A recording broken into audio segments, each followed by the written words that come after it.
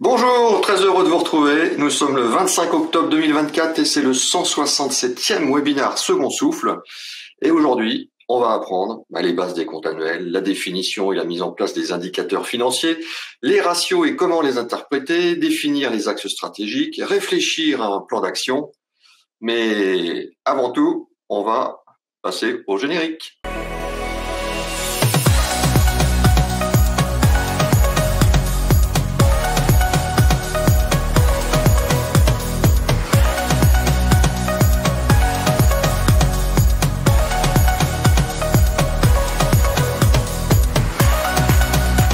Je présente brièvement la mission de Second Souffle. Ah oui, c'est vrai. Comment on parlait de bilan, je voulais inviter le meilleur, Samuel Le Bilan, bien sûr. Donc, chez Second Souffle, nous accompagnons gratuitement les entrepreneurs en difficulté pour qu'ils rebondissent avec leur entreprise. Second Souffle agit en véritable SAV de l'entrepreneuriat. Nous accompagnons ces hommes et ces femmes pour qu'ils ne restent pas seuls. Et puis, notre deuxième mission, c'est la sensibilisation avec nos journées 24 heures pour rebondir et nos webinars, bien sûr. Et donc, j'ai mis à jour le chiffre des nombres de personnes sensibilisées. Voilà, on est passé quand même, on est à 105 000 aujourd'hui. Voilà.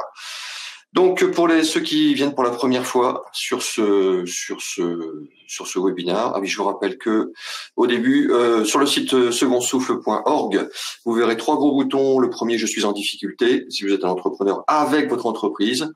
Le deuxième, pour devenir bénévole. On a de plus en plus besoin de bénévoles car on est de plus en plus contacté par des entrepreneurs en difficulté. Et le dernier bouton, je veux vous soutenir. Bien évidemment, si vous avez une âme généreuse, n'hésitez pas à soutenir l'association. Donc pour les petits nouveaux, vous avez donc en bas à droite le chat pour discuter entre vous, entre nous, l'icône question pour poser vos questions, et vous en avez un troisième aujourd'hui qui est le sondage. Donc vous allez voir, ça apparaîtra au milieu de votre écran pour répondre à quelques petites questions. Un souci technique, vous avez une aide à gauche, et puis au milieu, vous avez deux icônes, un pour mettre en plein écran et l'autre pour faire des emojis, ce que font déjà certains depuis le début. Très bien. Et donc aujourd'hui, comprendre son bilan et comment l'utiliser. Et donc c'est pas Samuel Le Bihan qui va venir, mais c'est Clémence Boisselet. Bonjour, chère Clémence. Bonjour à tous, je suis ravie d'être là aujourd'hui. Comment vas-tu, Clémence? Eh ben très très bien, impeccable. C'est vraiment très contente de pouvoir animer ce webinaire sur le bilan. Pas pour que vous deveniez des experts comptables, je vous rassure. Non. Écoute, je te donne la main. Voici ta présentation. Eh bien, merci beaucoup, William. Merci pour cette présentation. Donc aujourd'hui, l'idée ici, c'est de vous faire un petit webinaire sur comment comprendre son bilan et comment l'utiliser. Alors juste pour commencer, je vais me présenter. Donc je suis Clémence Boisselet, je suis formatrice depuis très très longtemps, plus de 10 ans en tout cas. Et du coup évidemment, je sais m'adapter à ce que je forme puisque j'ai passé quelques certifications pour faire en sorte que ce soit le plus pédagogue possible. De mon passé, donc j'ai plus de 20 ans d'expérience en analyse de risque. Je suis experte en analyse de bilan et compte de résultats. J'ai travaillé pendant plusieurs années dans les assurances et je faisais partie de ces personnes qu'on appelle les actuaires qui font des calculs statistiques de provisions mathématiques et puis qui intègrent tout ça dans des bilans pour voir où il faut aller et comment il faut y aller. Et d'où la notion de stratégie derrière, puisqu'évidemment, un bilan, ça aide surtout à prendre des décisions, c'est une aide stratégique. Et donc, je suis diplômée de la Sorbonne, justement, pour les techniques de décision dans l'entreprise. Donc, aujourd'hui, j'accompagne à la fois les entreprises pour leur stratégie d'entreprise, du diagnostic au plan d'action en passant par le financier. Et je fais aussi pas mal de formations sur différents sujets. Donc, voilà pour me présenter. Je pense que c'était quand même important que vous connaissiez un peu mon parcours. Eh ben, on va commencer par vous faire travailler, parce que après tout, je vais pas être la seule à parler. Je vais vous faire travailler avec un petit QCM. Donc, une première question qui sont sur les leviers de rentabilité. Donc, du coup, William, tu veux bien me mettre la première question? Super. Le terme levier de rentabilité fait référence à quoi? Vous pouvez choisir l'augmentation des investissements financiers pour maximiser les profits sans se soucier des coûts, l'utilisation de stratégies ou d'outils permettant d'améliorer la rentabilité d'une entreprise en optimisant ses ressources et ses coûts. Troisième possibilité, la réduction des ventes pour minimiser les coûts d'exploitation. ou encore une technique comptable pour masquer les pertes d'une entreprise. C'est à vous. Quel est votre choix parmi les réponses? Alors, pour l'instant, il y a beaucoup de gens qui... Alors, je ne vais pas influencer, donc je ne vais pas dire quel est le résultat pour l'instant, mais alors j'ai dit 98% des gens ont cliqué sur la même réponse. Ah, et c'est la bonne. Alors, du coup, on arrête. Quelle est-elle? On peut arrêter le vote. Ça continue de voter, hein, de toute façon, un petit peu, mais donc pour l'instant, tout le monde a 96% ont dit la première réponse. L'utilisation de stratégies ou d'outils permettent d'améliorer la rentabilité d'une entreprise en optimisant ses ressources et ses coûts. C'est ça, c'est bien cette réponse-là. L'utilisation de stratégies ou d'outils permettant d'améliorer la rentabilité d'une entreprise en optimisant ses ressources et ses coûts. L'idée dans le levier de rentabilité, c'est bien de prendre des bonnes décisions et de permettre de mettre en place des stratégies, des outils pour que ça aille bien à la fois au niveau des ressources et des coûts. Deuxième petite question. Quelle stratégie suivante n'est pas un levier de rentabilité? L'optimisation de la structure de coûts, la stratégie de prix adaptée à la demande du marché, l'investissement dans la formation des employés pour améliorer la productivité, ou bien ignorer les économies d'échelle pour se concentrer sur la rentabilité à court terme. Quelle est la bonne réponse entre ces 4 propositions? Qu'est-ce qui n'est pas, attention, on n'est pas un levier de rentabilité?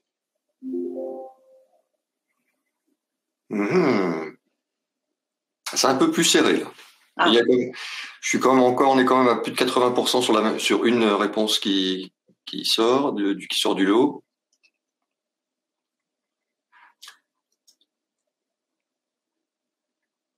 Un peu plus hésitant, hein, c'est un petit peu moins facile celle-là. Moins facile celle-ci? Allez, 72% ont choisi ignorer les économies d'échelle pour se concentrer sur la rentabilité à court terme. Eh bien, bravo, c'était bien la bonne réponse. En effet, ce n'est pas un levier de rentabilité. Donc voilà que 2 petites questions pour vous parler. Donc levier de rentabilité, c'est juste parce qu'évidemment le sujet des leviers de rentabilité, des bilans et des comptes de résultats, et surtout de faire quelque chose, de l'interpréter, de l'analyser et de faire en sorte que ça serve pour notre entreprise, c'est un sujet qui est plutôt difficile. Et du coup, avec des petites questions-réponses, ça permet de dynamiser les choses. Un levier de rentabilité, c'est vraiment un outil stratégique qui est utilisé pour accroître les profits d'une entreprise. Tout ça parce que, en fait, on va regarder les ressources, on va regarder les structures de coûts et on va faire en sorte qu'on va prendre de bonnes décisions pour notre entreprise. Les chiffres, c'est assez incroyable tout ce qu'ils peuvent nous donner comme analyse derrière. Et c'est vraiment dommage, très, très dommage de ne jamais les utiliser. Et beaucoup de dirigeants attendent leur bilan une fois par an, le regardent avec leur expert comptable et une fois que c'est fait, pouf, le mettent dans un dossier et ne l'utilisent plus. Alors là, en fait, ce que j'aimerais vous montrer à travers ce webinaire, c'est vraiment qu'on peut utiliser ces chiffres et que ça va vraiment être une aide pour la suite et surtout pour prendre de bonnes décisions au niveau de l'entreprise. Alors, je vais vous faire un rapide rappel sur les notions des comptes annuels. Je vais pas du tout vous faire un cours de comptabilité. C'est vraiment pas l'idée. Pour autant, il faut quand même avoir quelques petites notions pour être sûr de bien comprendre la suite du webinaire. Donc, dans les comptes annuels, on a déjà le compte de résultat.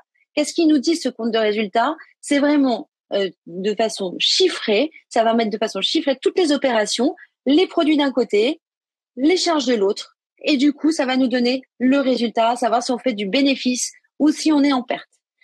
Attention, dans un résultat, il y a plusieurs choses. Il y a 2 choses très différentes entre le résultat et la trésorerie. Ça n'a absolument rien à voir.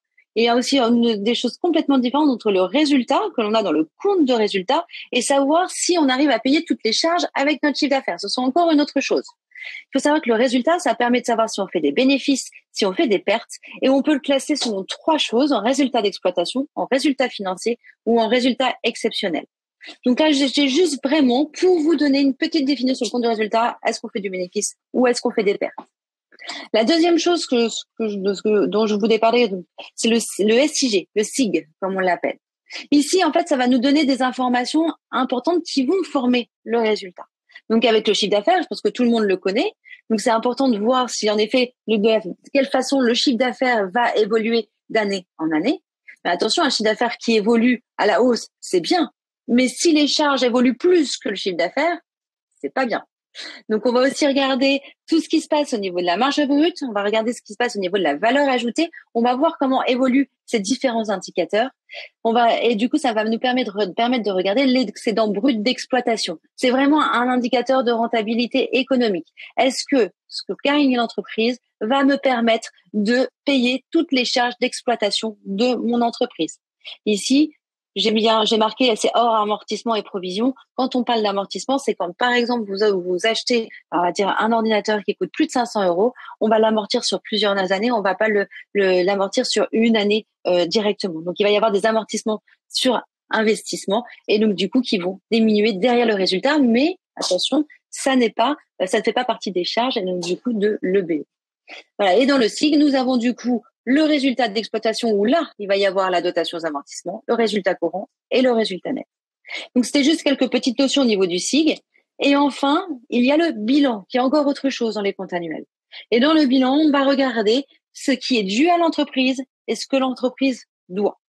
Donc, je vous ai mis quelques petits exemples. Je les ai pas mis en texte tout simplement parce que je trouvais que les petites photos, c'était plus agréable à regarder. Mais ça vous permet de voir, en fait, qu'est-ce que on me doit et qu'est-ce que je dois. Et ça, du coup, dans le bilan, eh bien, on a ces deux cas, qui sont l'actif et le passif. Donc voilà quelques petites notions. C'était juste pour se remettre vraiment sur les mêmes choses ensemble. Est-ce que c'est clair pour tout le monde? Que ça a été, c'est vrai que ça a été un petit peu rapide, mais si vous avez des questions, c'est le moment. De toute façon, il y a une question qui revient, ma chère Clémence, c'est aurons-nous accès au support du webinaire? De toute façon, il y a un replay si je me trompe pas, donc forcément, il y aura dedans toute la présentation. Voilà, mais il n'y aura pas le fichier PDF. Non, c'est vrai que sans commentaire, c'est toujours plus compliqué derrière de la part. Oui, Anne te dit, Clémence, un petit peu moins vite, s'il te plaît. Ah oui, c'est vrai que j'étais envie de dire tellement de choses que du coup, et merci Anne, je vais. Si vous voulez qu'on revienne sur quelque chose, là, n'hésitez pas à nous le dire maintenant dans le chat. Sinon, on y reviendra après. Mais bon, tant qu'on est sur le sujet, Arnaud est en train d'écrire, Jean-Patrick aussi. C'est super clair, te dit Jean-Patrick. Bon, voilà. Présentation de la différence entre passif et actif. Eh bien, passif et actif, justement, on est là sur la lecture du bilan entre ce qui est dû à l'entreprise et ce que l'entreprise doit. C'est ça, en fait, la différence. C'est l'actif et le passif. Et l'acronyme SIG, ça veut dire quoi? SIG, ça signifie solde intermédiaire de gestion. Alors, c'est vrai que je ne l'ai pas marqué. Et ben, c'est une bonne remarque. Solde intermédiaire de gestion. C'est ça. Tout à fait. Très bien. Bon, écoute, on continue? On continue, allez. Alors, quand je travaille avec mes entreprises, ce que j'ai fait, c'est que j'ai fait un fichier Excel qui a un template de ratio. Alors, je vais vous le montrer. Du coup, je vais prendre la main sur le partage de... Hop, voilà. Ici. Est-ce que vous le voyez? C'est tout bon? Voilà, c'est bon, ça arrive. C'est bon. C'est nickel. Alors, j'ai fait un template. Donc, sous Excel, rien de très d'exceptionnel en termes d'outils, mais Excel est un très, très bon outil. Où, dedans, j'y ai remis des tableaux. Donc, quand c'est en bleu, en fait, il faut pas y toucher. On rajoute les données de l'entreprise que l'on retrouve dans les bilans annuels. Les capitaux permanents, les actifs immobiliers, l'actif circulant, le passif circulant. Vous verrez, si vous prenez votre bilan, vous allez le retrouver. Vous allez retrouver toutes ces notions-là. Donc, je demande à mes clients d'intégrer toutes ces données. De la même façon pour les capitaux propres et pour les dettes financières, dettes de long terme. Toutes les données du SIG, du SIG, le solde intermédiaire de gestion. Derrière, il y a des graphiques qui se mettent évidemment naturellement. Et tout ça va permettre les formules sont déjà faites et ça va remplir directement ce tableau-là. Je vais vous montrer un exemple. Rassurez-vous, là, vous avez que des dièses, divers zéros. C'est normal, c'est parce qu'il n'y a aucune donnée qui a été mise dedans. Mais je vais vous montrer ce que ça donne réellement avec un vrai exemple. Mais en fait, ce qui est intéressant, c'est que tous ces ratios-là qui vont se mettre directement à jour, derrière, en fait, on va pouvoir réfléchir à est-ce que s'il faut que je creuse parce que ces ratios ne sont pas bons? Est-ce que je dois continuer comme ça au niveau de mon entreprise parce qu'au contraire, ces ratios sont bons? Ou est-ce que je dois être en vigilance parce qu'ils sont pas mauvais, mais ils sont pas bons non plus? Et donc, du coup, il faut que je réfléchisse pourquoi est-ce que il y a cette petite tendance à la baisse où je ne suis pas forcément satisfait du ratio. Dans ce template, j'ai aussi mis deux autres choses. J'ai mis ce petit graphique. En fait, ce graphique-là, je l'aime beaucoup. Ce graphique-là est très simple. Sur un axe des ordonnées, vous avez le risque financier et sur l'axe des abscisses, vous avez la rentabilité. Et on va se positionner, notre entreprise, est-ce que j'ai un risque financier qui est faible ou au contraire, est-ce que j'ai un risque financier qui est fort? Et de la même façon, est-ce que ma rentabilité est forte ou est-ce qu'au contraire, elle est faible? Si je me retrouve avec un risque financier faible et une rentabilité forte, ben là, je suis au paradis. Mon entreprise est au paradis. J'ai pas beaucoup de risques financiers et en même temps, je suis très rentable. Continuons comme ça. Mais attention, quand on est au paradis, faut y rester. Si maintenant j'ai un risque financier qui est faible, mais j'ai une rentabilité qui est pas bonne, qui est faible aussi. Là, je suis dans une situation paradoxale. Et quand on est dans une situation paradoxale, c'est-à-dire certes, j'ai pas de risque financier, mais en même temps, je suis pas rentable. Eh ben, on va réfléchir à comment faire pour revenir jusqu'au paradis. Si je suis dans une rentabilité qui est forte, mais avec un risque financier qui est fort aussi. Ici aussi, je me retrouve dans une situation paradoxale. On a souvent ici les startups, par exemple, qui vont beaucoup investir, qui vont aussi avoir une très bonne rentabilité, mais du coup, qui ont un risque financier qui est fort. Et donc là, on va se poser la question, quelles actions je vais mettre pour pouvoir me retrouver au paradis? Et enfin, si je me retrouve sur cette partie-là où j'ai un risque financier qui est fort et en plus je suis pas rentable, ah bah là, il faut appeler le SAMU. C'est ce que j'appelle le SAMU. Et là aussi, on va réfléchir, du coup, qu'est-ce qui se passe? Et notre analyse des ratios financiers vont nous permettre de se définir en fait des axes stratégiques qui sont pas que financiers. Vous allez voir justement dans le QCM qui va juste passer après que les ratios vont nous donner des indications qui ne sont pas forcément financières et sur lesquelles je dois absolument travailler pour que mon entreprise retrouve son adhérence. Il y a aussi ce petit SWOT, mais SWOT spécifique pour la finance. C'est vrai que le SWOT en général, on le fait très souvent, pour l'entreprise en interne. Quelles sont mes forces, mes faiblesses? En externe, quelles sont mes opportunités, mes menaces? Mais en fait, on ne le fait pas souvent sur les données financières. Or, ces données financières, certaines sont fortes, d'autres sont plutôt des faiblesses, et de les mettre noir sur blanc dans un type de SWOT, ça va nous permettre derrière d'être plus exigeants par rapport à nous-mêmes et de mettre en place des axes qui sont beaucoup plus pertinents par rapport à notre situation. J'espère que tout est clair, que je ne sais pas s'il y a des questions déjà par rapport à ce... Hop, je vais donc redonner. Non, ça me paraît être clair. On va donc il y a encore des questions, donc mon cher David. Non, il y aura pas. Non, c'est pas David qui posait la question. Est-ce que oui, si c'est bien David. Est-ce qu'on aura le template des ratios? Non, mais il y aura le replay, cher David. Donc il faudra appuyer sur le bouton pause, c'est tout. Et puis je te prépare à la question de la lumineuse Ludmilla. Est-ce que on peut avoir un parallèle pour les micro-entrepreneurs qui ne sont pas tenus d'avoir un bilan? Voilà. Ah, c'est vrai, mais mais en effet, mais les auto-entrepreneurs, malgré tout, ils ont aussi du chiffre d'affaires, ils ont aussi des charges. Alors certes, du coup, c'est beaucoup moins formalisé que dans les autres sociétés, mais on peut aussi le faire pour un auto-entrepreneur. Mais par contre, si vous le fassiez vous-même, c'est sûr. Alors, on va passer à un petit QCM qui, du coup, justement, vont nous parler des conclusions qui peuvent découler d'une analyse des données financières. Alors, attends, c'est... non, celui-ci, on l'a fait. C'est celui-là.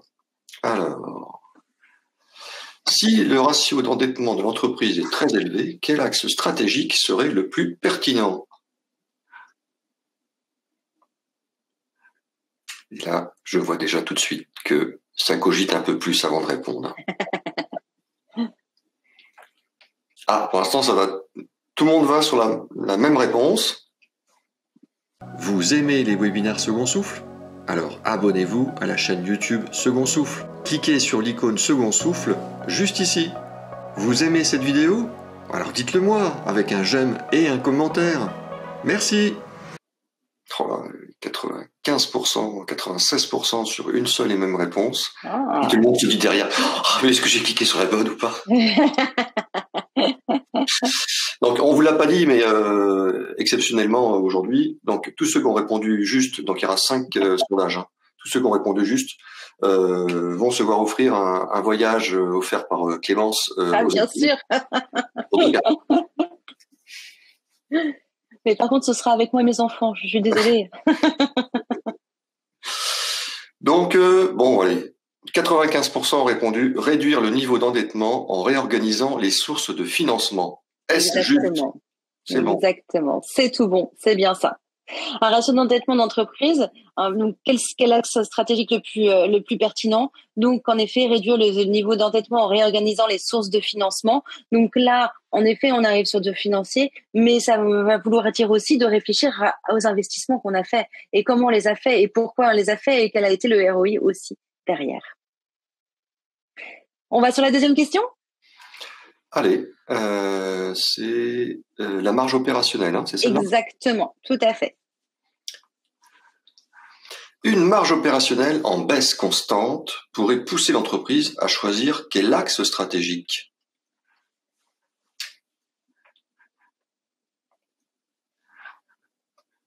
Oh là, c'est rapide là. Ah, c'est un peu plus rapide. Ils sont bons aujourd'hui, hein, je crois. Ah, bah c'est cool, c'est bien.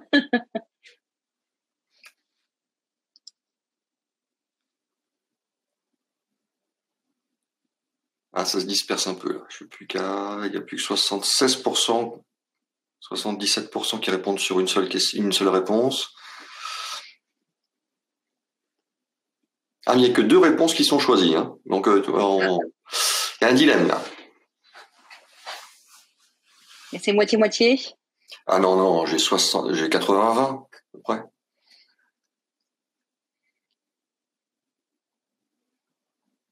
Allez, plus de la moitié d'entre vous ont déjà répondu.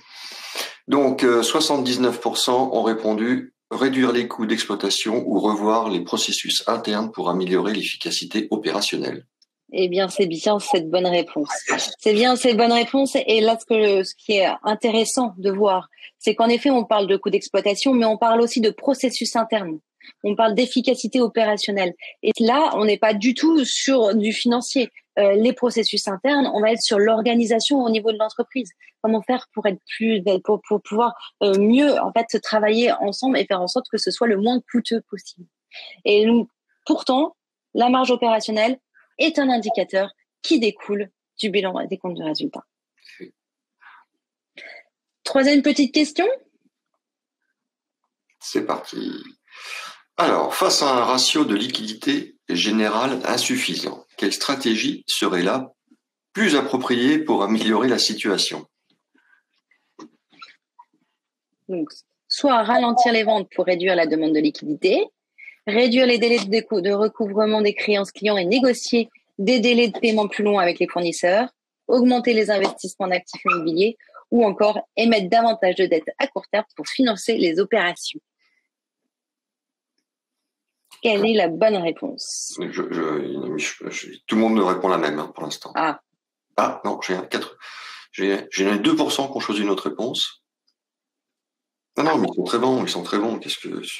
C'est des gens qui suivent régulièrement les webinaires Second Souffle, donc forcément. Ouais, c'est pour ça.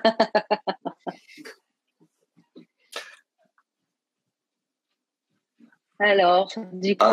Allez, 97% ont répondu réduire les délais de recouvrement des créances clients et négocier les délais de paiement plus longs avec les fournisseurs. C'est exactement la bonne réponse, en effet. Donc là encore, donc on est sur une organisation en interne pour permettre du coup de faire en sorte d'être payé le plus rapidement possible par ses clients, et puis sans pour autant ne pas payer ses fournisseurs. C'est pas du tout ce que je dis, loin de là, mais faire en sorte que les fournisseurs soient payés en temps et en heure, mais en même temps, si on peut justement avoir un ratio qui soit meilleur, peut-être pas payer tout de suite. Donc voilà pour ces petites questions. Et du coup, moi, ce que je vous propose, c'est de vous montrer mon petit fichier, mais de vous le montrer avec un vrai exemple pour que du coup, ce soit beaucoup plus clair pour vous. Après, si vous n'êtes pas d'accord, vous me le dites, hein, évidemment. Donc, Tout normalement, vous devriez. Le monde réclame ton petit fichier Excel, hein, en tout cas. Ah bah oui, mais celui-ci, il est à moi. Celui-ci, je le fournis à mes clients. Alors, ce petit fichier, du coup, là, je vous ai mis un petit cas qui s'appelle Nestlé. Bon, c'est pas le vrai Nestlé, parce qu'en plus, ça s'écrit pas pareil. Mais donc, j'ai mis des informations dedans. Et donc, on voit, du coup, que cette entreprise, quand on regarde les chiffres, qu'il y a une trésorerie qui est négative, mais pour autant, elle est négative, mais elle s'améliore d'année en année. C'est aussi très visible qu'elle a un fonds de roulement qui augmente d'année en année et qui a un besoin de fonds de roulement qui diminue puis réaugmente. Qu'est-ce que ça signifie? Ça signifie qu'en fait, cette entreprise, elle n'est pas solvable parce que la trésorerie, elle est négative et chaque année, elle est négative. Pour autant, on voit bien que cette trésorerie, malgré tout, hop, je reviens sur mon petit graphique, elle diminue dans le sens où elle devient de plus en plus, elle va dans le bon sens. Elle reste négative, mais elle va dans le bon sens. Et donc, du coup, à travers cette petite graphique, on peut déjà se poser des questions, mais que devrait faire cette entreprise Nestlé? Cette entreprise Nestlé, si on s'attache au fonds de roulement, besoin de fonds de roulement et trésorerie, on voit bien que il faudrait qu'elle puisse réduire ses stocks. C'est-à-dire que que sa logistique soit plus à flux tendu et donc du coup un marketing plus sur des promotions. C'est-à-dire qu'une entreprise, quand elle a beaucoup de stocks, c'est quelque chose dans lequel elle a investi, elle a sorti de l'argent pour pouvoir acheter ses stocks. Mais ces stocks, il ne faut pas qu'ils restent non plus indéfiniment dans l'entreprise. Il faut que ces stocks soient vendus, c'est bien le principe. Donc du coup, l'idée ici, c'est de se dire mais comment je vais pouvoir faire pour que mes stocks, j'en ai pour pouvoir répondre à mon besoin client, mais qu'en même temps, je n'en ai pas trop parce que plus j'en ai et plus je me grogne sur ma trésorerie et donc du coup, ça peut être problématique pour mon entreprise. Donc là, on va arriver sur des chiffres qui vont nous permettre de réfléchir à quelque chose organisationnel, opérationnel. Une autre possibilité, on en a parlé tout à l'heure, c'est réduire les créances clients. Donc là, on est plus sur une stratégie financière d'un paiement rapide qui, du coup, qui va permettre d'avoir tout de suite en fait le paiement des clients et donc améliorer évidemment la trésorerie. Et enfin, une autre proposition est bien de rééchelonner les dettes des fournisseurs avec la mise en place d'un service marketing achat. Donc là, on est aussi sur un système d'organisation au niveau des services marketing et on est sur de l'opérationnel. Et même si ce sont les chiffres qui nous l'ont dit, ça va nous donner des indications pour quelque chose qui n'est pas chiffré. Si maintenant je passe, oui. Excuse-moi. Reviens dessus. Là. Hop, bien sûr. Il y a quand même une chose importante qui est valable et également pour les micro-entrepreneurs et même, je dirais même plus, surtout pour les micro-entrepreneurs. Si sur ta ligne réduire les créances clients, quand on va au bout de la ligne, je vois apparaître appeler les clients. Oui. Voilà, c'est tout bête, hein. Mais beaucoup n'osent pas appeler ses clients. C'est ça. Et ils vous doivent de l'argent. Vous avez fait le boulot, vous avez fait le job, vous avez travaillé pour. Vous avez accompli le travail, vous avez facturé, donc il ne faut pas avoir honte d'appeler ces clients qui ne vous ont pas encore payé. Tout à fait. Ils vous doivent de l'argent. C'est normal. Oui. Donc c'est normal de leur demander. Ouais. On est bien d'accord. Après, tiens, j'ai une remarque de Virgile qui serait peut-être bon de réexpliquer, c'est les notions de fonds de roulement et de besoin en fonds de roulement. Tout à fait. Hop. Alors, justement, dans ce petit fichier, du coup, il y a l'explication de comment est-ce qu'on peut, hop, on va y arriver. Excusez-moi. Voilà. Le fonds de roulement, en fait, ça va être la différence entre vos capitaux permanents et les actifs qui sont immobilisés. Et donc, du coup, c'est une notion. Alors, faut aussi se dire la trésorerie qui est calculée au niveau comptable n'est pas la même trésorerie que vous voyez au niveau de votre compte bancaire. La trésorerie, quand elle est calculée au niveau comptable, c'est la différence entre justement les fonds de roulement et le besoin en fonds de roulement. Quand on parle de besoin en fonds de roulement, on va en fait se poser la question, et les calculer ici, que ça va être la différence entre les actifs moins le passif. En fait, ça va être de combien est-ce que je vais avoir besoin pour pouvoir faire marcher mon entreprise, tout simplement. Est-ce que c'est un peu plus clair? Ouais. Parce que c'est un terme qui est pas, une fois qu'on l'a compris, besoin en fond de roulement, voilà. De quoi j'ai besoin pour faire rouler ma boîte, quoi. C'est ça. Alors, Exactement. Pour une fois, ce sont des mots qu'on comprend, qui se comprennent assez facilement. C'est ça. Je passe sur le deuxième onglet? Allons-y. Eh bien, allons-y. Alors, mon deuxième onglet, donc ici, c'est juste parce que je vais avoir besoin de mes données pour les ratios, mais ça permet aussi de montrer l'évolution des capitaux propres de la dette financière et des dettes de long terme au niveau de mon entreprise. Donc ici, dans mon entreprise, on voit que les capitaux propres ont augmenté sur la troisième année et que la dette financière a diminué et que les dettes de long terme sont restées à peu près identiques sur ces 3 années. Donc là, c'est vraiment au-delà de l'interprétation, c'est surtout qu'on va avoir besoin de ces données-là pour pouvoir après calculer mes petits ratios. Et enfin, au niveau du fameux SIG, le solde intermédiaire de gestion. Donc ici, en fait, on remet toutes les données qu'on peut avoir dans un bilan, dans un rapport comptable. Et derrière, on regarde aussi comment ça a évolué. Qu'est-ce qu'on voit ici? On voit ici que le résultat net comptable, donc là, je suis dessus, hop, parce que vous voyez, quand je surligne a priori. Donc vous voyez dessus. Donc mon résultat net comptable, il a fortement baissé entre 2003 et 2004 et il a fortement augmenté entre 2004 et 2005. Pourtant, on voit ici que mon chiffre d'affaires, lui, il est plutôt en baisse d'année en année et que mon excédent brut d'exploitation, donc c'est-à-dire le montant que j'ai après, donc entre mon chiffre d'affaires et puis mes charges, on voit que ce montant, il a diminué d'année en année. C'est-à-dire que mon chiffre d'affaires ne comble moins bien, on va dire, mes charges, même s'il reste positif et qui est plutôt une bonne nouvelle. Cependant, justement, en mettant les pourcentages, ce qui est intéressant, c'est qu'on voit que le BE, entre 2005 par rapport à 2003, il a baissé de 20%, ce qui est quand même beaucoup. Pour autant, on pourrait dire que c'est à cause du chiffre d'affaires. Sauf que, oui, le chiffre d'affaires a baissé, mais lui, il a baissé que de 8%. Donc, ça signifie que si on a une baisse de 20% ici, on a eu des charges qui, elles aussi, ont augmenté et qui, du coup, ont diminué, en fait, cette BE. Donc, ça va avoir on va pouvoir avoir une réflexion sur quelles sont les charges dans mon entreprise qui ont été plus importantes entre 2003 et 2005 et donc, du coup, qui ont, entre guillemets, plombé, parce que c'est pas vraiment plombé, mais qui ont fortement baissé, en fait, mon excédent brut d'exploitation par rapport à 2003. Ici, pas de panique. Quand on voit ce solde intermédiaire de gestion, on voit bien que cette entreprise, elle est rentable et que ça évolue positivement. On voit bien ici le résultat, il augmente. Donc, il a très fortement baissé en 2004 et il a de nouveau fortement augmenté en 2005. C'est une entreprise qui est rentable, même si, tout à l'heure, on l'a bien vu, elle n'était pas solvable. Et donc, du coup, mes petits graphiques vont me permettre de bien revoir toute cette, donc à la fois l'analyse statique d'une année sur l'autre et une analyse dynamique, c'est-à-dire comment est-ce que ça a évolué d'une année à l'autre. Est-ce que ça va toujours pour tout le monde? Est-ce que c'est toujours assez clair? Je veux dire oui, mais... Il y a pas mal de questions? On pourra peut-être y revenir après. C'est bien clair pour tout le monde, certains termes quand même, mais pour l'instant, j'ai pas de questions. Donc, Bon, super. Alors, on continue.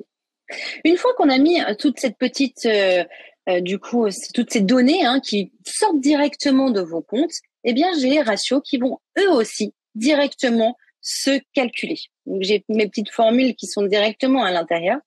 Et j'ai ajouté une petite colonne en se demandant mais pourquoi est-ce qu'il faut le calculer ce ratio? En fait, il nous sert à quoi? Donc, si je prends le premier, qui est la rentabilité économique, on peut aussi appeler, pas marge brute, mais taux de marge brute, si on le multiplie par 100. Donc, c'est le résultat d'exploitation sur le chiffre d'affaires. Ok, c'est une formule, mais à quoi il sert? Lui, il va permettre de mettre en avant l'impact du chiffre d'affaires et des charges sur la rentabilité, tout en les comparant sur plusieurs années. Quand on a plusieurs années, c'est beaucoup mieux parce que du coup, on va pouvoir voir aussi comment l'entreprise elle a évolué. Ici, on voit en fait qu'on a augmenté entre 2003 et 2005, même s'il y a eu une petite baisse entre 2004 et 2008. entre 2004 et 2005, pardon. Et donc, du coup, on va plutôt se poser la question, on va creuser. En fait, il y a une baisse qui est quand même forte sur les 3 dernières années de la rentabilité. Le chiffre d'affaires, il a baissé, mais pas autant que la baisse de ce taux, qui est de 20%, alors qu'on avait vu tout à l'heure que le chiffre d'affaires, lui, n'avait baissé que de 8%. Donc, il va falloir nécessairement, aller creuser au niveau des charges salariales et des charges courantes pour comprendre, en fait, d'où vient cette hausse des charges et quelle est-elle réellement pour pouvoir la comprendre. Peut-être que c'est normal, mais il faut aller le comprendre. Parce que si jamais c'est quelque chose qui perdure d'année en année, ça signifie qu'en fait, on va, au fur et à mesure, creuser, en fait, cet excédent brut d'exploitation et peut-être qu'à un moment donné, il va devenir négatif. Donc ça, c'était pour le premier ratio. Pour le second ratio, donc ça va être sur le ratio de rentabilité financière qui va nous permettre de mettre en avant la capacité des capitaux investis par les actionnaires, par les associés, ce qu'on appelle les capitaux propres, à dégager un certain niveau de profit. Donc là, ici, pareil, on va regarder et on voit en effet qu'il y a une stabilité sur 3 ans, mais il y a eu une très forte baisse en 2004. On voit qu'en 2004, ça a été une année noire. On l'a vu aussi au niveau du résultat. Donc, ça a fortement baissé en 2004. Et donc, du coup, on va se poser la question, mais que s'est-il passé en 2004 pour qu'il y ait cette forte baisse? Et on va surtout se poser la question pour que ça ne se reproduise pas et qu'on puisse l'analyser correctement. Parce qu'il n'y a rien de pire que de ne pas comprendre ce qui s'est passé et de se retrouver une deuxième fois dans la même situation, tout simplement parce qu'on n'a pas investigué pour comprendre pourquoi on avait eu une baisse de cette sorte. Donc, quand on regarde la capacité d'autofinancement sur 2004, on comprend qu'il y a eu un investissement qui a été important en 2004 et c'est la raison pour laquelle le résultat a fortement baissé en 2004. Le ratio suivant est un ratio de productivité qui, lui, va permettre de vérifier que le cycle d'exploitation est bien créateur de richesse. À quoi ça sert pour une entreprise de faire du chiffre d'affaires si derrière elle ne crée pas de richesse? C'est bien son but. Donc ici, on voit bien que c'est plutôt stable. C'est plutôt stable. Donc une stabilité, sur 3 ans. Donc on est plutôt serein. Cependant, on va rester vigilant. Et on propose, dans ces cas, de faire un audit sur l'organisation pour pouvoir inverser la tendance et pour qu'on puisse être plutôt à la hausse qu'à la baisse. Parce qu'on est stable, mais on a quand même perdu un petit peu entre 2003 et 2005. Le ratio suivant est donc sur la marge de BE, donc le BE sur le chiffre d'affaires. Là, on va estimer la capacité de la société à générer des ressources de trésorerie qui va vraiment être liée à son exploitation. Donc, un bon taux, ça varie entre 19% et 35% en fonction des secteurs. Et dans le secteur de l'immobilier, par contre, c'est complètement différent puisqu'on est plutôt à 65%. Ici, donc, on est à 14% en 2003, on est à 13% en 2005, donc on est un peu en dessous du taux que l'on souhaiterait avoir, qui est un minimum de 19%. Et la baisse, en fait, est de plus en plus importante. Et c'est plus important que la baisse du chiffre d'affaires en tant que tel. Donc là encore, on va avoir un audit à faire sur les charges salariales et sur l'organisation pour comprendre pourquoi on ne crée pas autant de richesse, du moins, pourquoi on ne crée pas assez de richesse par rapport au souhait que l'on a d'être dans la moyenne. Et enfin, le dernier ratio, parce que donc là, j'étais sur les ratios de la rentabilité et de la performance économique. Le dernier ratio dans ce cas-là est la capacité bénéficiaire, qui est de vérifier qu'il y a une capacité d'autofinancement et qui évolue dans le bon sens pour la trésorerie. Donc ici, elle augmente. En effet, on a bien vu que même si ma trésorerie, elle était négative, elle était moins importante d'année en année. Donc on est plutôt dans le bon trend, dans la bonne variation des choses. Donc il faut qu'on continue comme ça par rapport à ce qu'on faisait. Après une très forte baisse en 2004, la tendance est de nouveau à la hausse en 2005 et donc on va continuer à aller dans ce sens. Il y a des actions qui ont été mises en place, ces actions payent, il faut continuer à les utiliser. Voilà pour mon premier tableau de ratio. Est-ce que il y a des personnes qui ont des questions par rapport à tout ça? Non, j'ai pas de questions pour l'instant. Par contre, pour Virgile et peut-être pour d'autres qui ont un petit peu de mal encore avec tous ces termes, je vous invite à aller voir ou à revoir le formidable webinaire que j'avais fait avec Pascal, démystifier la compta pour piloter votre entreprise. Et donc, Pascal a également fait une formation pour expliquer. Vous regardez le webinaire et vous verrez que c'est vraiment tout simple. On comprend beaucoup plus. Donc, je vous le mets dans le chat. Vous avez le webinaire et le site internet de Forme en Plus. Et je me rappelle quand il avait expliqué les capitaux propres, mon cher Pascal, j'ai plus les termes exacts, mais c'était d'une limpidité. Il n'y avait pas un seul mot de compta ou un mot technique, et on comprend ce que c'est qu'un capitaux propre. Et puis donc il y avait Virgile. Est-ce qu'il y a d'autres personnes pendant que Clémence est là? Si vous avez des questions sur le vocabulaire, quoi, un mot que vous ne comprenez pas, n'hésitez pas. En tout cas, c'est vrai que je l'ai vu, hein, ce webinaire de Pascal, et il était très très bien. Vraiment, et c'est très pédagogique pour pouvoir expliquer tout ça. Ouais, tout à fait. Alors il y a plein de questions avec ton fichier Excel. Hein. Et puis je crois que en fait Pascal est là. Pascal est là. Pascal est là. Ah, eh ben tiens mon cher Pascal, il y a Virgile qui a pas tout à fait compris ce qu'était un besoin de fonds de roulement. Tu peux même venir sur scène avec nous, hein, si tu veux expliquer, ou sinon tu l'écris dans le chat à Pascal avec tes mots à toi, et je pense que Virgile comprendra tout de suite. Oui, super. Alors c'est vrai que du coup, moi, la différence de Pascal, c'est que je fais l'interprétation vraiment des ratios qui vont être une aide après aux décisions stratégiques. Et Pascal, lui, il est beaucoup plus pédagogue sur justement l'explication des termes comptables pour pouvoir bien l'utiliser quand on a envie de faire de comprendre son expert comptable. Donc, merci Pascal de pas répondre. C'est super. En fait, c'est un webinaire à 3, c'est top. De toute façon, le but de ces webinaires, hein, c'est de vous apprendre plein de choses. Exactement. Ouais, super. Alors du coup, je vais continuer si ça vous convient. Oui, alors mettez bien vos questions dans la partie questions en bas à droite. Hein. Parce que si vous les mettez dans le chat avant que je les retrouve, je suis pas bien. Moi, je suis qu'un homme, hein, je suis pas bien doué, hein, donc c'est pas facile pour moi. Hein. Donc mettez-les dans l'onglet questions, dans l'icône questions en bas à droite, s'il vous plaît. Vas-y, Clémence. Eh ben, je continue. Alors après, il y a les ratios d'endettement. Là, du coup, on va vraiment parler des dettes de l'entreprise par rapport à ses capitaux propres. Le premier ratio est la mesure d'endettement. Donc, ça va permettre de mesurer le niveau d'endettement d'une entreprise et ça va permettre aussi un comparatif entre le niveau des actifs et les dettes. Et donc, ça va permettre de déterminer le niveau de dépenses financières. C'est très important pour les partenaires financiers de savoir quel est l'endettement au niveau de l'entreprise. C'est un des ratios qu'ils vont regarder. Donc, si vous voulez avoir des partenaires financiers, faut faire attention à ce ratio-là qui va être très regardé. Ici, dans cette entreprise, on a vu que au niveau de ses dettes, il avait par rapport aux capitaux propres, ils ont des dettes qui diminuent. Et donc, du coup, l'entreprise se désendette. On l'avait vu dans les différents.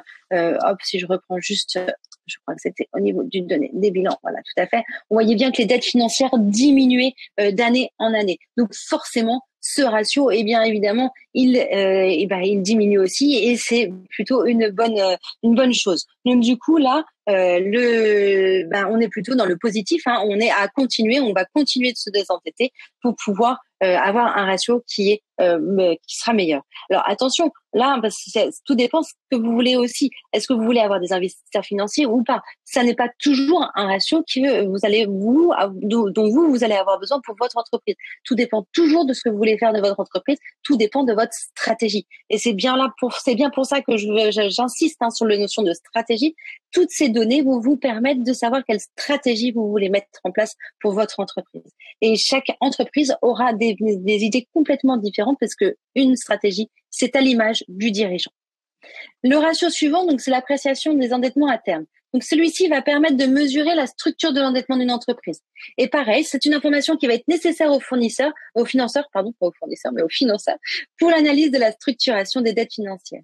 Ici, on voit bien que cette appréciation, elle augmente, et compte tenu du fait qu'on est sur des capitaux propres, sur des dettes de long terme, c'est aussi plutôt une bonne chose pour cette entreprise. Parce que même si les dettes de long terme, elles évoluent à la hausse, c'est encore un tout petit peu, parce qu'on le voit bien dans notre petit graphique, hein, les dettes de long terme, elles restent relativement basses par rapport aux dettes financières totales de l'entreprise. Ce ratio, il est donc ces dettes, elles sont largement compensées par les capitaux propres. Donc, il faut continuer, dans notre cas d'entreprise, à être sur ce genre d'action. Ensuite, le troisième ratio est la capacité de remboursement. Donc ici, on va mesurer le montant maximum de remboursement que la société peut assurer en fonction de ses ressources. ça va exprimer en fait ce que l'entreprise a à disposition pour pouvoir rembourser son endettement net au moyen de sa capacité d'autofinancement. Donc ici, même si on a eu une baisse en 2004, on voit bien que ce ratio, il est à la hausse. Et donc du coup, c'est une bonne chose pour cette entreprise parce qu'elle est capable de rembourser 7 fois plus que ses dettes de long terme. Donc on est ici dans une situation où l'entreprise est bien placée au niveau de ses dettes de long terme. Nous avons ensuite les ratios d'équilibre financier. Donc ici, on va aller regarder du coup les capitaux propres, mais par rapport aux passifs et par rapport aux capitaux permanents et à l'actif de l'entreprise. Si on prend le premier ratio qui est l'autonomie financière, celui-ci va permettre d'estimer la capacité de remboursement à terme. Le plus souvent, en fait, on l'utilise, il est demandé par les établissements financiers parce qu'en fait, ils vont pouvoir juger de si les clients, enfin si leurs clients, donc si l'entreprise, elle est solvable ou pas, et s'ils vont accepter ou non d'octroyer un prêt. Donc ici, dans notre cas, on a un taux qui augmente, enfin du moins qui a un petit peu diminué en 2004, mais très peu, mais surtout il a bien augmenté en 2005. Et donc du coup, ce taux qui doit être dans les environs de 20%, il est bon. Là, on est à 33%. Donc comme on est entre 25 et 33%, on est vraiment dans une situation où l'entreprise est bien financièrement, et ce qui va donc du coup être un point positif pour les banques si on cherche à avoir de nouveau un emprunt. On a ensuite le ratio qui concerne la solvabilité et l'indépendance financière. Donc ici, on va faire un ratio entre les capitaux propres et les capitaux permanents. Et il va nous indiquer quel est le niveau d'endettement de l'entreprise. Donc ici, ce ratio, il est supérieur à 0,5 puisqu'il est à 0,95. Et donc ça signifie qu'on a plus de capitaux que d'endettement. Donc on est de la même façon plutôt dans une bonne situation pour notre entreprise. Clique bien sur la case de laquelle qu'elle soit encadrée en bleu, qu'on voie bien de quoi tu parles exactement. De quoi je parle, ça marche. Voilà. Ça va vite quand même. Hein. Oui, bah c'est sûr. En plus, je vois l'heure qui tourne en plus. Donc, du coup, comme je voudrais. Et il y aura un replay. Et dans le replay, vous pourrez faire pause. Voilà. Enfin, donc un autre, ne vous inquiétez pas, il n'y en a pas encore 36 000 des ratios. Le ratio suivant est la structure financière, ou encore on peut l'appeler aussi le ratio de financement des immobilisations. Et ici, on va vérifier que l'actif qui est immobilisé et qui est financé et qu'il est bien financé par les capitaux qui restent en permanence dans l'entreprise. Si on est supérieur à 1, ça signifie que l'actif immobilisé est financé, et que l'entreprise possède des capitaux permanents supplémentaires pour financer en fait ses besoins en exploitation. Ici, on voit qu'il était bien supérieur à 1 en 2003 et il l'est de nouveau en 2005. On a eu une petite baisse en 2004 qui a vite été remise bien en 2005. Et donc, du coup, on peut dire ici que l'entreprise donc l'actif immobilisé est bien financé par les capitaux propres de l'entreprise et qu'elle possède bien les capitaux permanents supplémentaires pour financer ses besoins d'exploitation. Et enfin, le dernier ratio financier qui est la couverture de trésorerie, donc le fonds de roulement sur le besoin de fonds de roulement. Le fonds de roulement, on est sur des ressources à moyen et long terme. Le besoin au fonds de roulement, on est sur un financement à court terme. Si on a le fonds de roulement qui est supérieur au besoin au fonds de roulement, on est en trésorerie positive. Sinon, on a un besoin de financement de cycle d'exploitation. Et ici, on voit du coup que on a un fonds de roulement qui est inférieur aux besoins de fonds de roulement. Et donc, du coup, il va falloir que on soit vigilant par rapport à ce ratio-là. L'entreprise va avoir besoin de financement pour gérer son cycle d'exploitation. Même si on voit bien que il y a eu un inversé, que la tendance s'est inversée en fait sur les dernières années, il n'empêche que il faut creuser et il faut faire attention à cet indicateur qui est le fonds de roulement sur le besoin en fonds de roulement. Ah, attends, excuse-moi. Parce que Valérie, je vois que Valérie est un peu perdue depuis tout à l'heure. Oui. Avant le ratio de liquidité. Hop, pardon. Pardon, qu'est-ce qu'elle disait? Excusez-moi. Quel est le ratio analysé avant le ratio de liquidité? Alors. C'est ces deux-là, et avant c'était. Ah, pardon. C'est les ratios financiers, d'équilibre financier. Les ratios d'équilibre financier. Voilà. Vous me dites si c'est bon, Valérie.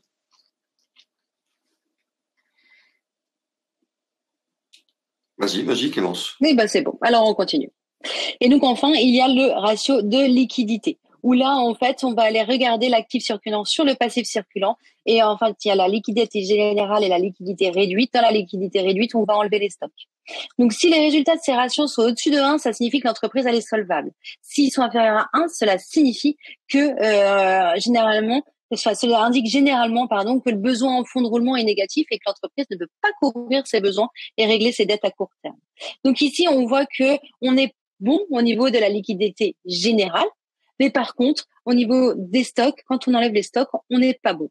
Donc, qu'est-ce que ça signifie? Ça met en avant, ici dans mon entreprise, que le niveau de stock est très important dans l'entreprise et qu'il va falloir se mettre en chemin, en action, pour diminuer les stocks parce que ceux-là sont beaucoup trop importants au sein de l'entreprise et du coup ont un impact sur ma liquidité. Donc voilà ces différents ratios que l'on a au niveau donc qui se calculent tout seul. Donc évidemment, là je vous ai fait une démonstration par rapport à un exemple. L'exemple, moi évidemment, je l'ai travaillé. Donc vous, quand vous allez avoir vos chiffres qui vont arriver sur les ratios, vous-même vous allez travailler mais sur votre entreprise que vous connaissez. Et donc du coup, ça va être beaucoup plus facile en fait d'interpréter et de savoir ce qu'il va falloir que vous fassiez, que vous continuiez ou au contraire que vous soyez vigilant sur des choses qui vous concernent. Donc après, là, je vais pas rentrer dans ce détail-là, mais les forces et les faiblesses au niveau financier, au niveau solvabilité, rentabilité et structure financière, vont pouvoir mettre en avant des forces et des faiblesses sur cette entreprise-là et vont nous permettre du coup de mettre en avant des axes stratégiques. Et c'est là où du coup, je vais reprendre mon support pour vous parler des axes stratégiques. Donc là, je vous ai remis dans le document tous les différents ratios que l'on a pu voir ensemble tout à l'heure. Et l'intégration du SWOT, donc quels sont les actes que je vais pouvoir proposer par rapport à mes forces et mes faiblesses que j'ai au niveau de ma solvabilité, au niveau de ma rentabilité et au niveau de ma structure financière. Alors, je vois une question de Bertrand qui dit ces ratios donnent une explication sur ce qui s'est passé, donc a posteriori après bilan, et peut-on analyser en dynamique au cours de l'année? Alors, oui, vous pouvez le faire. C'est vrai que au niveau du compte de résultat, vous le connaissez, votre chiffre d'affaires au fur et à mesure de l'année. Vous connaissez vos charges qui arrivent au fur et à mesure de l'année. Donc oui, vous pouvez, au niveau du compte de résultat, vous faire un compte de résultat tous les mois, en fait, même si vous n'allez pas aller aussi dans le détail qu'un comptable, mais vous pouvez vous faire un mini compte de résultat qui, du coup, va vous permettre de regarder comment est-ce que ça évolue d'un mois sur l'autre. Évidemment que vous pouvez le faire. Oui, c'est bien, justement pour les petites entreprises. Ouais. Maintenant, il y a même des plateformes qui le font. Chez les micro-entrepreneurs, vous avez Indie, etc. Vous en avez même pour des TPE. Ça vous permet d'analyser comme ça au jour le jour, quoi. Exactement. Et ça permet d'être plus réactif. Surtout. Surtout. Et de pas se retrouver en attendant le bilan et en se voyant au niveau du bilan, c'était pas bon. Oui, mais c'est dommage parce qu'en fait, on pouvait le savoir au fur et à mesure de l'année. Oui, tout à fait. Donc derrière, en fait, il va falloir interpréter et définir des axes stratégiques. Tout ça, ce sont des aides à la décision. Faut toujours garder ça en tête. Ces données financières, elles sont extrêmement importantes. Il faut savoir les interpréter parce que derrière, en fait, elles vont être une aide à la décision pour la définition des axes stratégiques de l'entreprise. Donc du coup, là, je vous ai fait une petite matrice qui va nous permettre de faire des choix sur les priorités, avec en ordonnée du coup le point important du ratio. Est-ce que c'est un point important ou est-ce que c'est un poids plutôt faible? Et puis, est-ce que la problématique, elle est récente ou est-ce que c'est une problématique qui se dégrade d'année en année? Et du coup, en intégrant, donc ici, dans mon exemple, j'avais une problématique d'augmentation des charges, j'avais une problématique d'audit dans l'organisation, j'avais une problématique de trésorerie et j'avais aussi une réflexion sur les stocks. Ce sont les différentes choses qui ont été interprétées au niveau de nos ratios. Vous aviez bien vu, au niveau des ratios, on s'était posé la question, le chiffre d'affaires, en effet, il a baissé, mais par contre, mon OBE, il a encore plus baissé que mon chiffre d'affaires, donc forcément, il y a eu un problématique au niveau des charges. Ça fait partie des choses qu'il faut que je regarde. Clémence, à 15h00, on va pas nous couper l'électricité. D'accord. On ne sait jamais. Et donc, du coup, à travers les différents ratios et donc ce qui a été interprété au niveau de ces ratios-là, on va les mettre dans cette matrice de décision. Et ça va nous permettre, du coup, de faire des choix au niveau des priorités. Et donc ici, on se rend compte que l'augmentation des charges, ça s'est dégradé en fait d'année en année. Et donc du coup, c'est une problématique qui se dégrade d'année en année. Je vais plutôt le mettre du côté droit de mon abscisse. Et ça a un poids important sur le ratio. Donc du coup, je vais le mettre en haut de mes ordonnées. Et je vais faire pareil sur chaque analyse que j'ai pu faire de mes ratios. Et à partir de là, du coup, je dis ça signifie qu'au niveau de ma stratégie, il va falloir que je travaille vraiment sur ce sujet-là. Et si je vais devoir travailler vraiment sur ce sujet-là, ça va devenir des points extrêmement importants et je vais les prendre un à un et je vais mettre un plan d'action qui va bien derrière. Donc là, en fait, je vous ai défini. Donc voilà, c'est un outil que j'ai créé au sein de Aloha Stratégie. Donc un outil qui permet de mettre les axes stratégiques. Donc il y a un axe audit organisation, il y a un axe qui est réduire les stocks, et puis il y a un axe que l'on voit en rouge, qui est du coup de regarder la trésorerie. Une fois qu'on a donc du coup, grâce à ces ratios, défini des axes qui étaient importants pour mon entreprise, je vais me mettre en action. Qu'est-ce que je vais faire derrière pour pouvoir faire un audit de mon organisation? Qu'est-ce que je vais mettre en place pour pouvoir gérer mes stocks? Et qu'est-ce que je vais mettre en place aussi pour mieux faire évoluer ma trésorerie? Et donc, du coup, je vais pouvoir choisir mon plan d'action avec des indicateurs. Je vais réfléchir clairement aux actions qui vont me permettre d'atteindre cet axe qui est important pour mon entreprise, puisque je l'ai bien vu, ça a un impact fort au niveau de ma finance. Et donc, je vais mettre en place le plan d'action derrière. Et non seulement je vais mettre en place ce plan d'action, mais en plus, si j'ai des équipes, je vais responsabiliser des personnes de mon équipe pour pouvoir réfléchir à cet objectif, cette action qui va devenir son objectif. Et la personne de mon équipe, elle va elle-même réfléchir à comment elle va s'y prendre pour pouvoir le mettre en place. Je vous ai mis dans le chat le lien pour revoir le webinaire qu'on avait fait avec Clémence, qui présente justement tout son outil pour gérer ses axes stratégiques et son plan d'action. Tout à fait. Et en fait, ce qui est intéressant à travers ça, c'est que ça va vous permettre de vous structurer. Vous allez en fait avoir noir sur blanc. Déjà, vous aurez vu là où ça va et là où ça va pas. Et du coup, derrière, vous allez mettre en place des actions qui vont être spécifiques pour vous, pour votre entreprise. Et quand on met des actions spécifiques pour vous et pour votre entreprise, vous allez être beaucoup plus efficace, vous allez être beaucoup plus efficient. Et surtout, vous allez les atteindre, vos objectifs. Parce que vous voyez bien que sur chaque action, on va avoir un indicateur qui va être smart, spécifique, mesurable, atteignable, réalisable et temporellement défini. Parce que si vous mettez pas des indicateurs, c'est comme vous courez à pied, au bout de 5 minutes, finalement, j'ai plus envie, j'arrête. Alors que si vous vous êtes dit, je ferai mes 8 kilomètres, vous les ferez vos 8 kilomètres. Très bonne interprétation de SMART. Merci. En fait, j'ai fait un post LinkedIn là-dessus hier. D'accord. Mais c'est vrai que c'est beaucoup plus. On comprend mieux. Surtout si on court ou qu'on a couru quelques courses pour éviter le point de côté. C'est ça. Aller plus vite à tel moment, etc. Donc, et je vais même plus loin. Quand on est à courir à deux, on se motive beaucoup plus que quand on est seul. Et en entreprise, c'est pareil. Ça dépend. Quand on est accompagné. Ça dépend quel est le deuxième. Oui. Si c'est quelqu'un qui s'arrête au bout d'1 kilomètre, on est d'accord. Donc du coup, voilà. Donc, c'était vraiment pour vous faire prendre conscience que quand on définit des ratios financiers, ces ratios financiers, évidemment, ils vont vous donner des informations financières, mais ils vont aussi vous donner des informations par rapport à votre stratégie. Et ça va être une aide à la décision stratégique. Et de faire l'impasse des données financières quand on met en place une stratégie, vous perdez toute une partie en fait des trésors en fait que vous propose votre finance et des trésors qui vont vous permettre d'aller bien tout simplement. Donc il faut le suivre aussi tout ça. C'est-à-dire qu'en effet, c'est exactement, je ne sais plus qui posait la question, est-ce qu'on peut le faire en cours d'année? Oui, il faut le suivre vraiment régulièrement. Et pas uniquement regarder son bilan une fois par an et le mettre dans une pochette et puis attendre l'année suivante.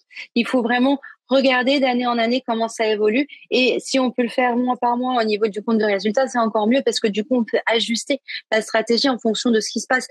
Il y a des choses qui se passent en extérieur sur lesquelles on n'a pas d'impact. C'est comme ça s'impose à nous. Mais pour autant, il faut réagir.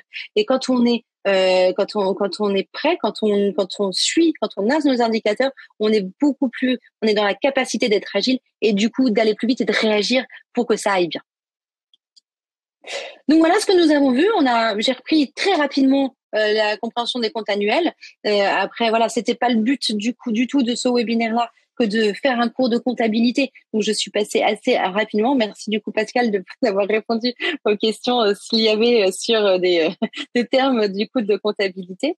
On a aussi après la définition et la mise en place des indicateurs financiers, des ratios qui sont importants et qu'on a pu derrière les interpréter. Donc peut-être que ça a été vite pour vous et que vous auriez aimé du coup aller plus dans le détail. Mais justement, ce détail, c'est pas en 1 heure qu'on peut le faire. Ce détail, c'est un travail qui prend bien plus qu'1 heure. Et du coup, et puis en plus, ils doivent être interprétés par votre analyse à vous. Ça nous a permis derrière de définir des axes stratégiques qui vont être associés à cette entreprise par rapport à l'image de ce que l'on veut en faire et là où on veut aller. Et puis, ça permet aussi de réfléchir derrière à un plan d'action. Si jamais vous vouliez aller plus loin, sachez que moi, je fais une formation sur ce sujet-là où du coup, on travaille sur le fameux fichier Excel que je vous donne à ce moment-là pendant la formation et qui permet du coup de travailler sur vos propres chiffres. Donc c'est une formation qui dure sur 1 journée que je fais à la fois en présentiel et en visio. Donc voilà, je vous ai mis les 2 dates. Je vous mets dans le chat du coup le programme de formation si jamais elle vous intéressait, ainsi que le lien pour une éventuelle inscription. Attention, pas du tout. Là, il n'y a pas du tout de transfert financier, tout simplement parce que ces formations, vu que Aloha Stratégie et Calliope, eh bien, en fait, la plupart du temps, vous n'avez rien à sortir. C'est l'organisme de formation. Enfin, on va me payer moi directement, organisme de formation, et pas vous. Et vous, ce n'est pas vous qui allez me rémunérer. Donc, c'est intéressant. Il faut regarder auprès de votre pro si cela est possible ou pas. Mais sachez que c'est ce genre de formation, eh bien, vous n'avez pas à sortir l'argent. En fait, c'est directement Aloha Stratégie qui est rémunéré. Comme je vous aime bien, je vous ai fait un petit cadeau aussi. Et je vous offre un e-book que j'ai créé, que c'est moi qui l'ai écrit, justement sur les 10 étapes pour mettre en place une stratégie efficace.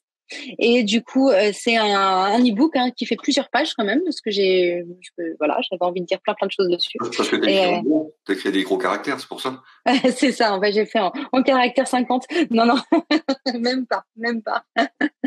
Mais en tout cas, ça donne 10 étapes en fait pour construire sa stratégie d'entreprise. Et il y a aussi évidemment tout le côté prévisionnel et financier. Donc dans cet e-book, vous n'aurez pas les ratios financiers qui sont quand même quelque chose de complètement différent par rapport parce que ça pouvait pas rentrer tout simplement dans mon e-book. Donc ça, c'était pour vous un petit cadeau.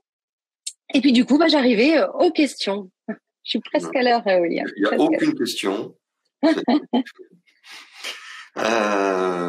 Attends, pouvez-vous montrer la page d'avant sur les ratios, s'il vous plaît? T'es passé sur un slide et alors je la reconnais parce que elle s'inscrit toujours avec la lettre H, mais je crois que c'est Amel, il me semble. H. Alors. Celui-ci? Dites-moi, Amel. Yes, voilà, très bien. Merci Clémence. Et je crois que c'est tout concernant la presse, à part les questions, on peut voir le fichier Excel, etc. Tiens, la dernière question qui est arrivée, Michel se demande, entre dirigeants et comptables, il y a un manque de formation ou d'encadrement style DAF ou contrôle de gestion qui amène à ne pas faire ces approches. Oui, je suis d'accord. Et en fait, après, les experts comptables, en effet, ils ont toutes ces données-là. Ils pourraient le faire. Après, est-ce qu'ils ont le temps? C'est toujours la question aussi. Parce que l'analyse d'une entreprise, ça ne se fait pas en 5 minutes sur un coin de table. Ça prend du temps. Donc, je peux pas parler pour les experts comptables parce que évidemment, je ne suis pas expert comptable. Mais après, c'est la question que je me pose. Est-ce que finalement, ils ont le temps de faire ça? Je ne sais pas. Alors, il y a une question de Pascal, mais je la comprends pas. Pascal me dit usage optimal des durées d'amortissement. Il manque un verbe déjà dans votre phrase pour que je la comprenne, Pascal. Pour déjà suivre certains. Oui. Ah, il y a Cécile qui voudrait bien savoir comment se construire un petit tableau pour soi, un petit tableau Excel de base. Avec. Qu'elle n'hésite pas à m'appeler ou m'écrire un petit message. Et puis, c'est une auto-entreprise. Je ne sais pas. Peut-être nous le dire. Je vais vous mettre mon adresse mail et n'hésitez pas à m'écrire un petit message si je peux. De toute façon, dans tes slides, on le voit, ce que tu expliques bien les ratios. Hein, c'est capitaux propres, machin truc, BFR, hein, tout expliqué.